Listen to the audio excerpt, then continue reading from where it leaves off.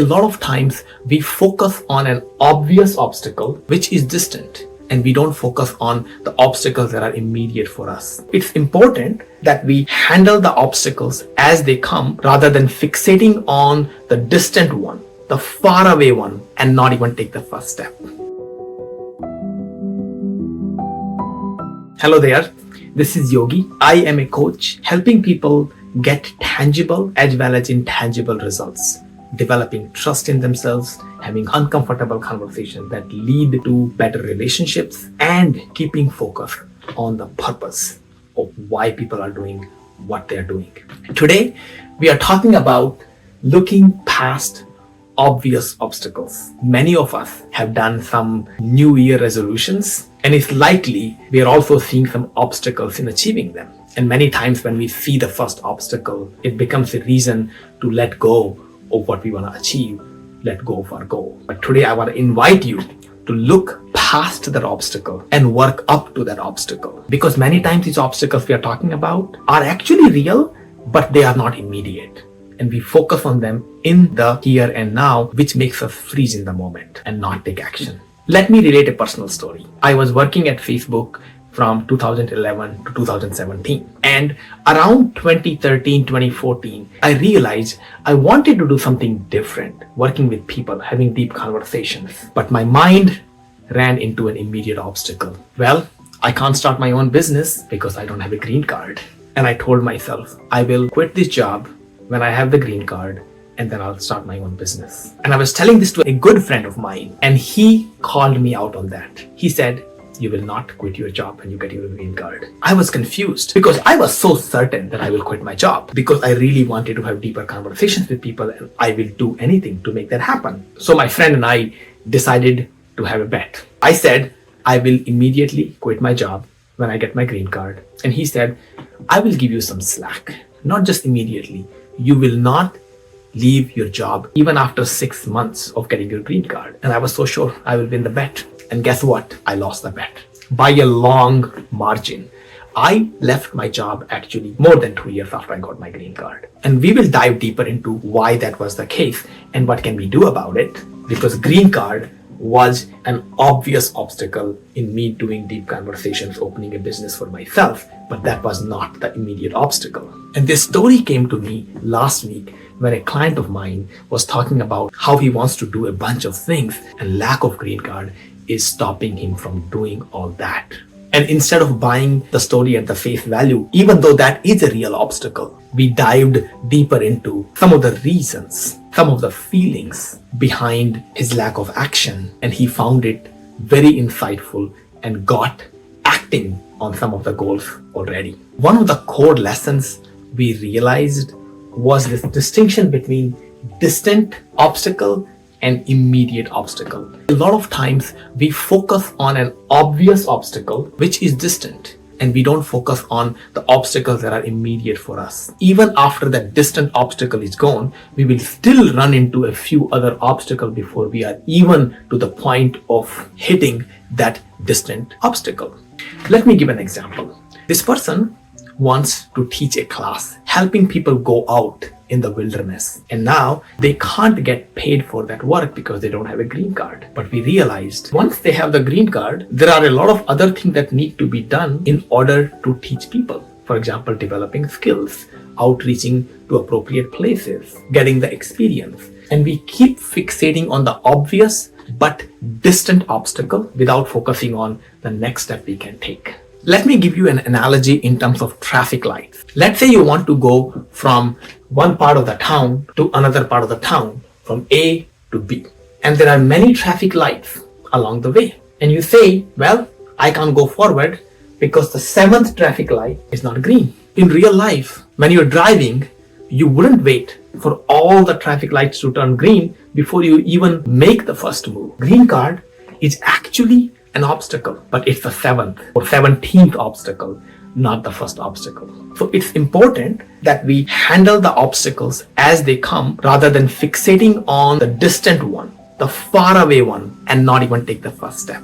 In a way, focusing on obvious obstacles is a procrastination mechanism. It is a way to protect ourselves. There is usually a deeper fear. There might be a fear of failure. There might be a fear of embarrassment. There might be so many different things that might be going on, and we keep focusing on an obvious obstacle to hide all those fears or other forms of inertia that are freezing us. So here, taking action is the key, even though the path is not perfect or not even clear. In the traffic light analogy, the problem with focusing on the 7th traffic light when we haven't even started is that we don't even see what are the paths or options or detours available once we reach the 7th traffic light. There might be other alternate paths that are available to us, but we won't see them from the distance. A hero of mine, Bo Lozov, talks about if you want to explore a cave, you don't need to know the whole cave.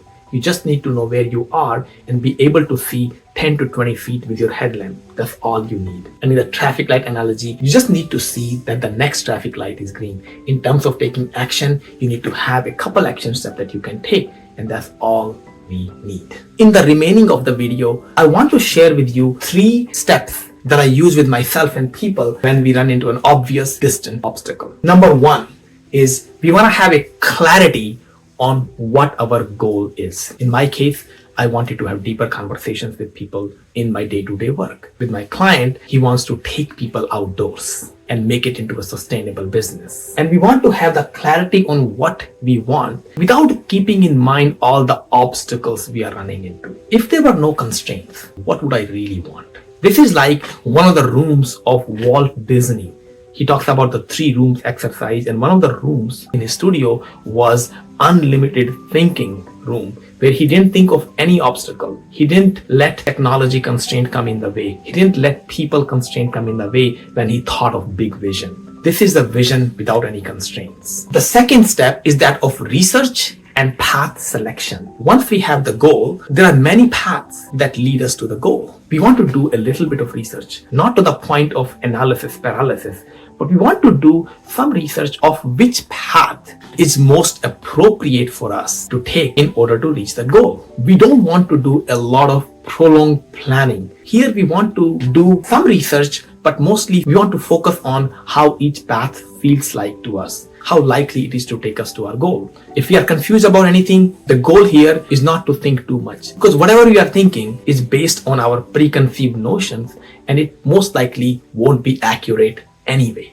But we want to get started with a reasonably good path. And the third step is to have an adaptable approach. We want to take an action along the path that we have selected, and we want to be flexible with our action, even with our path, but not with our goal. Of course, we can change our path once in a while, but it's important not to change the paths too often. Remember this, that if you drill 100 holes, each 1 meter deep, you won't find water. Sometimes you need to dig a few holes, but a lot deeper in order to find what you're looking for. So stick with the path for some time, but not to a point of exhaustion and it becoming counterproductive. But of course, keep adapting your action items. So these are the simple 3 steps. Clarify your goal without keeping any constraints in mind. Choose a path with limited research, without analysis paralysis, and then have an adaptable, action-oriented approach to make progress on that path, and once in a while also change the path if it doesn't seem to be working anymore. Now, I also want to give you another perspective on thinking about obvious obstacles. This is a perspective based on subjective reality. We think of universe and life as an objective universe. Things are happening in an objective way. But if we think of life as a simulation, imagine what would a great story in that simulation look like. The obstacles are there for us, for the characters to grow and to improve ourselves, and they make interesting story elements. In other words, obstacles are seen as ways to develop interest and the plot line to develop the characters. And ask yourself what kind of a story or a movie you would like to see. One in which a character says, well, I don't have a green card, so I don't think I can do this job. Or a character who says, I don't have a green card, I want to do this though. What are the next step I can take? And then next, and then next. And at some point, they might run into a real challenge where somebody asks them for, hey, give me a paperwork so I can pay you. And then they realize I don't have a green card. And then there will be a lot more interesting and different options in front of them. And in the second case, the storyline develops even though an obvious obstacle is there, but the hero is willing to keep going. And I have a hunch that you would be rooting for that hero a lot more than the hero in the first storyline where they say, well, there's an obstacle and I can't do anything about it, so why try? It's worth keeping in mind that there are no shortcuts to any place worth going. There are challenges, and what we want to do is to look for ways around challenges, and even before we hit the 7th or 17th challenge, what steps we can take to see that challenge or that obstacle up close to us, not from a distance. So let's conclude now with the 3 main points we talked about. Number 1, in order to separate obstacles from immediate versus distant obstacles, we can do 3 things. Number 1, have clarity about what your real goal is. Without constraint, what do I really want? Number 2, do some amount of research about what path is a good way to approach that goal. And number 3, have an adaptable approach and take action to make progress on that path. And once in a while, also change the path if need be. And while doing all these 3 steps, it's also good to have a mindset about how these obstacles, even though they seem very obvious, they might be in distance and that they are helping us grow us as a character on our hero's journey. Going back to the story I shared in the very beginning, of course I lost the bet to my friend about leaving Facebook right after I got my green card. But one immense win I had in that experience is that now I don't fall for obvious distant obstacle so quickly. It gave me an emotional understanding of just because there's an obstacle doesn't mean it's the first obstacle. It could be 7th, 17th or 27th obstacle, and I don't have to stop taking action because of that obstacle. Now finally, I would love to invite you to share your experiences about perceived and obvious obstacles that were in distance, but when you took some action to get up close to the obstacle, something shifted, and that obstacle was not as big as you thought it would be